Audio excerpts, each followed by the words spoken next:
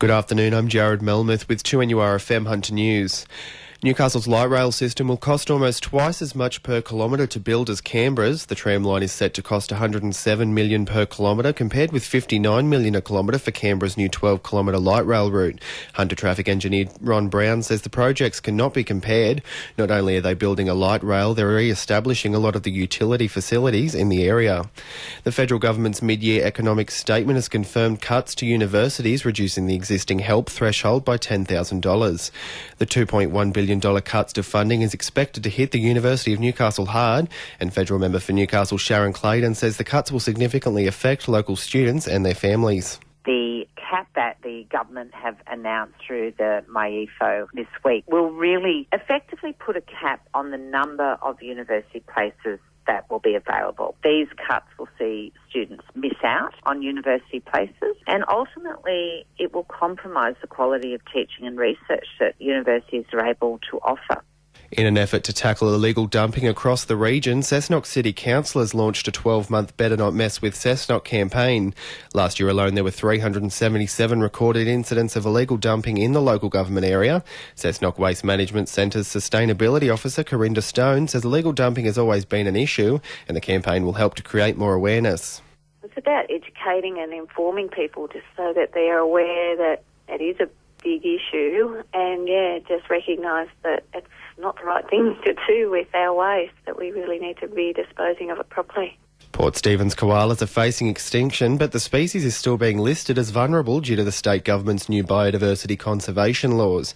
The New South Wales Scientific Committee initially found Port Stephens koala population was endangered, but backtracked on the decision based on the Biodiversity Conservation Act. Port Stephens koalas President Carmel Northwood says the species need to be protected. It's the Scientific Committee's understanding that they can no longer be listed as endangered anymore because of the change in legislation. We think that if a certain population is definitely in trouble, that you should be able to identify that, but it seems that you can't do that anymore.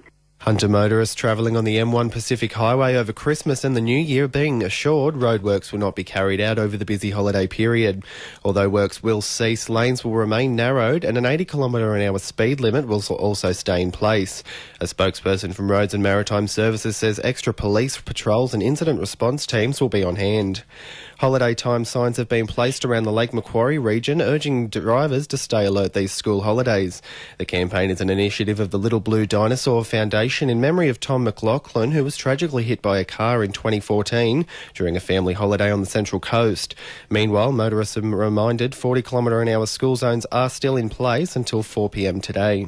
Sport for our sponsor, PRD Nationwide East Maitland. Knights trio Brock Lamb, Daniel Safiti and Connor Watson have been selected by New South Wales Blues coach Brad Fittler in a 38-man emerging Blues squad.